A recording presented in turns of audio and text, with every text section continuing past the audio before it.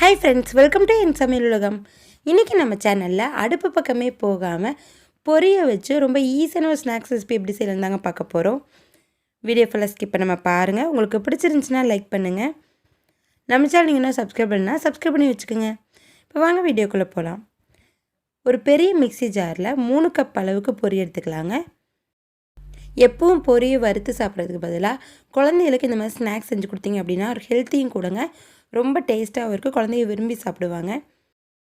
1-2 இந்த மாதிரி ரவை பதத்துக்கு அரைச்சி எடுத்துக்கோங்க. இப்போ இது கூட 1/4 கப் அளவுக்கு தேங்காய் துருவல் சேர்த்திருக்கேங்க. அதே 1/4 கப் அளவுக்கு நடக்கடலை சேர்த்திக்கலாம். தோல் உரிக்க தேவையில்லை. 2 ஏலக்காயை அந்த தோல் நீக்கிட்டு சேர்த்திக்கிறேங்க. குழந்தைகளுக்கு கொடுக்கறதுனால நான் தோல் நீக்கிட்டு சேர்த்துறேன். இல்லைன்னா அப்படியே கூட நீங்கள் ஏலக்காய் போட்டுக்கலாம். அந்த உள்ளே இருக்கிற பிளாக் கலர் மட்டும் உள்ளே போட்டுடுறேங்க. இப்போ இது கூட நாட்டு சக்கரை நான் 1/2 கப் அளவு சேர்த்திருக்கேன். நீங்கள் வெல்லம் சேர்த்ததுனா கூட சேர்த்திக்கலாங்க. இப்போ இது எல்லாத்தையும் ஒரு ஸ்பூன் வச்சு ஃபஸ்ட்டு கலந்து விட்டுருங்க. அப்படியே மிக்சியில் விட்டு அடித்தோம் அப்படின்னா அந்த மேலால் மட்டும்தாங்க கலந்து வரும், கீழே வெள்ளை வெள்ளையாக அப்படியே நிற்கும். அதனால் ஒரு தடவை இப்படி ஸ்பூனில் கலந்து விட்டுட்டு அதுக்கப்புறம் எப்பவும் போல் தண்ணியில் எதுவும் சேர்த்த வேணாங்க, அப்படியே அரைச்சிடுங்க. அந்த வெள்ளத்துலேயோ இல்லை நாட்டு சக்கரையிலையோ ஈரப்பதம் இருக்குங்க. அந்த ஈரப்பதத்துக்கு நல்லா இந்த மாதிரி அரைப்பட்டு வந்துடும். இதை ஒரு பவுலுக்கு மாற்றி ஃபஸ்ட்டு ஒரு தடவை நல்லா கை விட்டு கலந்து விட்டுருங்க.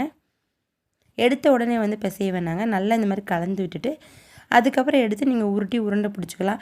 இல்லை வேறு ஏதாவது ஒரு ஷேப்பில் வேணும்னா ஒரு பாத்திரத்தில் போட்டு வச்சு அமுத்தி விட்டு நீங்கள் ஷேப்பாக கட் பண்ணி கூட எடுத்துக்கலாங்க.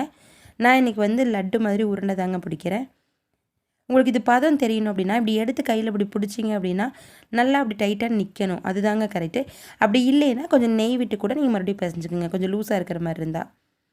அளவுக்காக இந்த மாதிரி ஒரு கரண்டியில் ஒரு 1.5 கரண்டி அளவுக்கு எடுத்துக்குங்க. அப்போ ஒரு லட்டு எல்லாமே ஒரே சைஸாக வரும். நல்லா டைட்டாக அழுத்தி இந்த மாதிரி உருண்டை பிடிச்சிக்குங்க.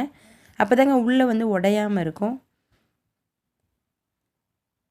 உங்களுக்கு நீங்கள் எவ்வளோ டைட்டாக அமுத்துறீங்களோ அந்தளவுக்கு சின்னதாக வருங்க. எனக்கு 3 கப் அளவு பொரி எடுத்திருந்தேன், அதுக்கு 5 லட்டு தாங்க வந்துருந்துச்சு. குழந்தைகளுக்கு ஈவினிங் ஸ்கூல் விட்டு வந்தது இந்த மாதிரி ஒரு லட்டு கொடுத்தீங்க அப்படின்னாலே ஹெல்த்தியும் கூடங்க, வயிறு ஃபில் ஆயிரும். ரொம்ப ரொம்ப சூப்பராக சாஃப்டாக இருக்குங்க, டேஸ்ட்டும் அட்டகாசமாக இருக்கும். கண்டிப்பாக நீங்கள் ட்ரை பண்ணி பாருங்கள் ஃப்ரெண்ட்ஸ். 5 நிமிஷத்தில் ஈஸியாக செஞ்சிடலாங்க. இந்த வீடியோ உங்களுக்கு பிடிச்சிருந்துச்சுன்னா லைக் ஷேர் பண்ணிவிட்டு நம்ம சேனலை சப்ஸ்கிரைப் பண்ணிக்கோங்க. தேங்க்யூ.